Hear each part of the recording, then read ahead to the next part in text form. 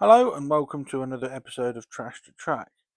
In this episode, we're going to be looking at this Hornby Black 5 loco that some of you may remember I got in a Gems or Junk video about 18 months ago.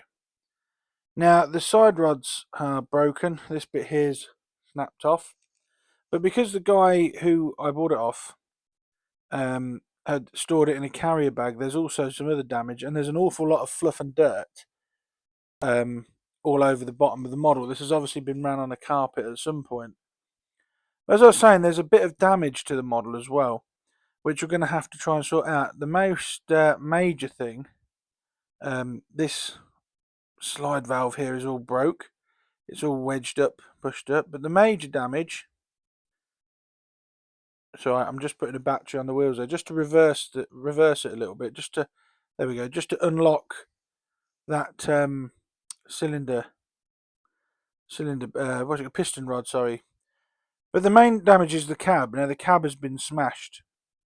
As you can see, the window pillars are broken and the cab roof is smashed. And this is due to the fact that it was stored in a carrier bag.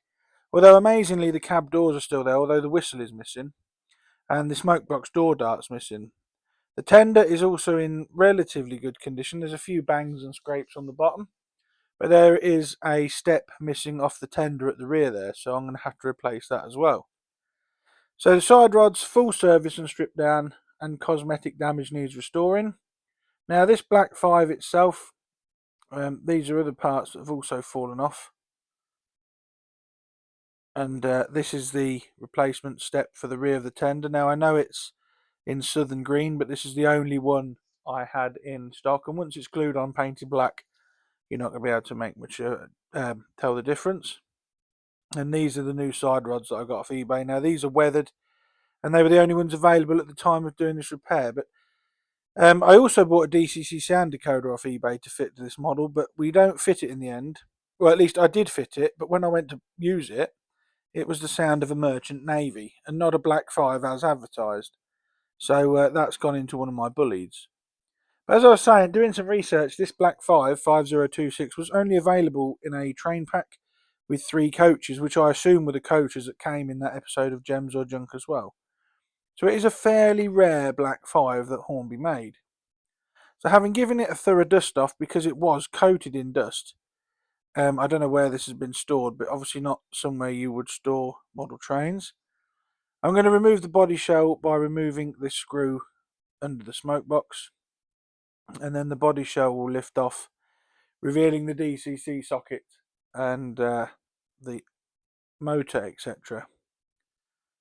Now for this model, as I said, I was going to fit sound to it, and there's no room in the loco. So what I did was, and I have edited the footage out because I don't actually sound fit this in the end, but I removed that DCC interface and I put everything in the tender and hardwire the 2 locos, but we'll come to that later. So to change the side rods off, I undo that screw and remove the cylinders. And this side rod on this side looks to be in okay condition, but I'm going to change them both so that they both match. They are both weathered, as I said, and I do remove some of the weathering with a bit of meths later on.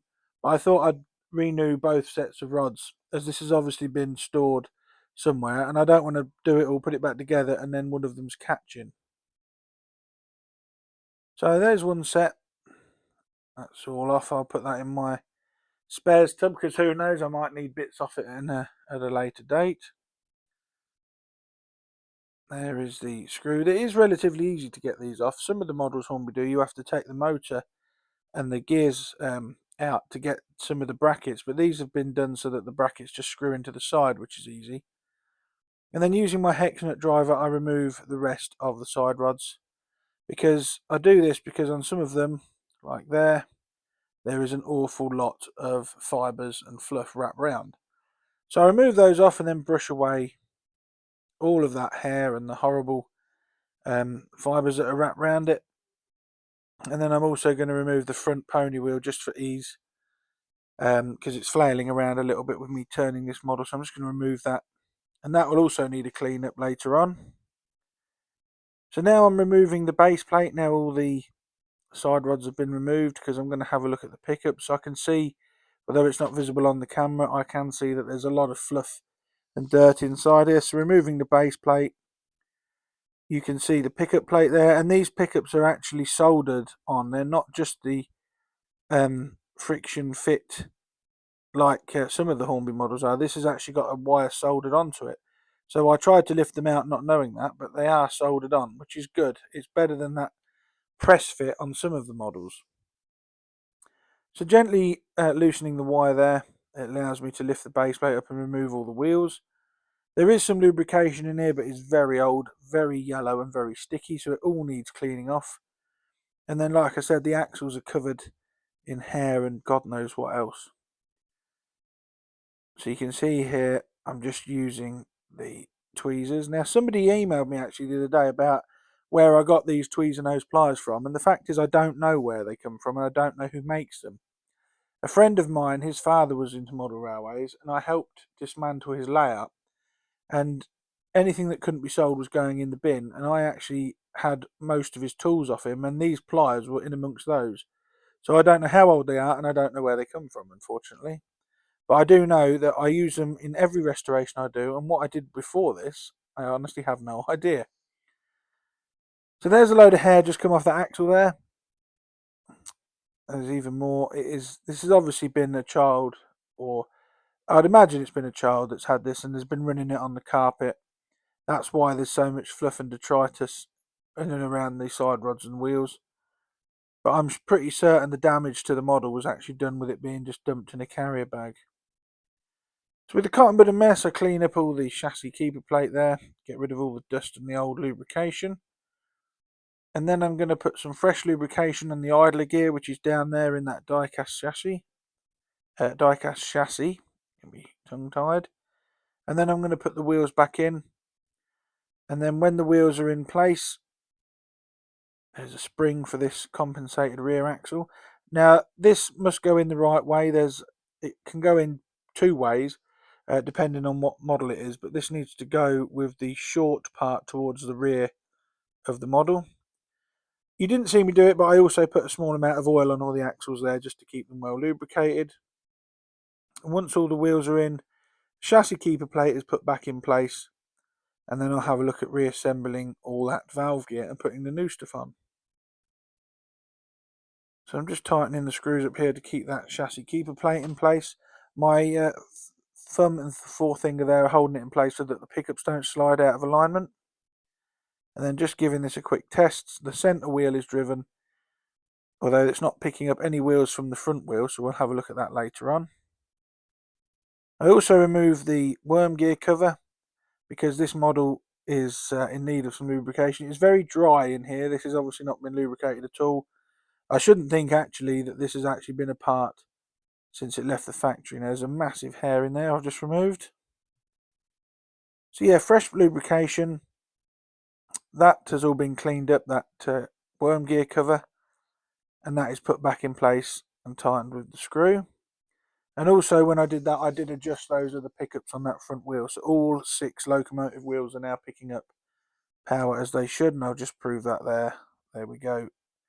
And just spinning that will spread that lubrication through the model and the drivetrain. So the front bogie was cleaned. There was a small amount of oil applied to the axles there because that sits in the metal die casting of that pony frame. And then this was reattached to the model.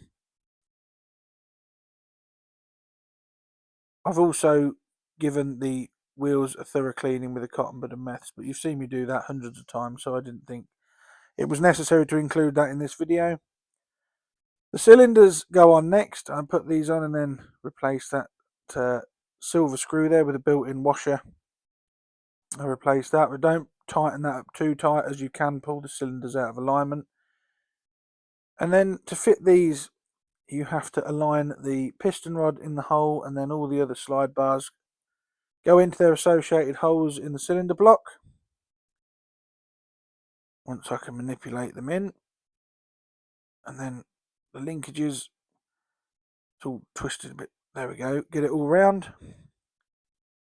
And once it's in place and I'm happy that it's sitting correctly, which it wasn't there, now I've done that, I can replace the screw that screws into the side of the chassis block and secures the motion bracket in place. So I'm just going to drop that in there. And then all the other side rods were put back on using the hex nut driver, remembering to orientate the valve and the side rods correctly. And that is one side completed, and I'm going to do the same for the other side. Just one thing I have noticed, and somebody will be able to explain this to me, I'm sure, that the replacement side rods that I got for this model were actually slightly different. The ones on the model they lack this thing here that sticks down, this lever or whatever it is. They haven't got that on. Although they are black 5 valve gear, they're obviously a different type to what was on the model originally. Now that's not going to bother me, to be honest, because this model is mine. But if I was doing this for somebody else, I would double check to make sure that was okay, because they are slightly different. And now with the battery, the model is running lovely, so there's no catching of the side rods, and they've both been replaced.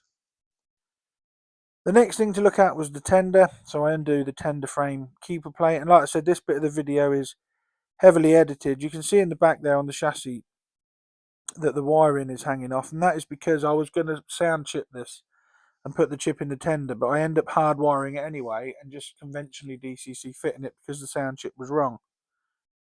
But removing that keeper plate on the tender allows the wheels to be removed, and with a cotton bud of meths I clean up all the pickups and give the tender wheels a thorough cleaning, as again there was a lot of fluff and hair all wrapped around these as well. It is amazing just how much crap you can pick up on a model by running it on a carpet. Dust off the rest of the dust and the hairs off there. Clean the wheels, as I said, cotton bud and mess, just running around the wheels. And I also did the wheel backs because you want those clean for good electrical conductivity. And then it's a simple case of clipping the wheels back into the tender frames, making sure that the pickups are touching all the wheel backs. Very, very small amount of oil on the axles as they sit in plastic holders, just to make sure they're well lubricated. Chassis keeper plate back on, and that is the tender chassis all done. The NEM coupling was replaced as it was broken on the model, so I got a new one of those. Pushed it into the NEM socket, make sure everything's okay, and then, as I said, these are going to be electrically linked, so they are permanently coupled now on my layout. So the next thing to do was repair the cab detail, and using a pin and some Loctite super glue, I hold the cab open to expose the crack in the plastic, and then run a very small bead of super glue all around the damaged edges, and then hold the cab in place for a couple of minutes until that super glue is set, and then it was set aside to dry thoroughly overnight. I did also notice a slight bit of damage on the cab roof where it's been knocked or sloped downwards, but there was nothing I could do about this. I don't know if it's heat damage or what. But the damage has now all been replaced. The damage has been repaired. You can see there the wires going from the loco to the tender, so I've done that wiring up. And now it's time to replace the cab side steps. And again, small amount of Loctite super glue. These were glued in place under the cab where the originals had snapped off. When I can get it aligned. And those again were held in place until the glue had took hold and firmly set. A couple of seconds later, there we go. So there's that. That's done. Smoke box door dart was missing, so I made one out of brass wire. I've done this for a couple of engines now. It just saves time buying them, and once they're on, they are not noticeable. So I bend a piece of brass wire into an L shape, then solder another piece of brass wire onto it, cut it down to size, and then once it's glued in place in that hole in the smoke box, paint it black, and it looks just as good as any factory one.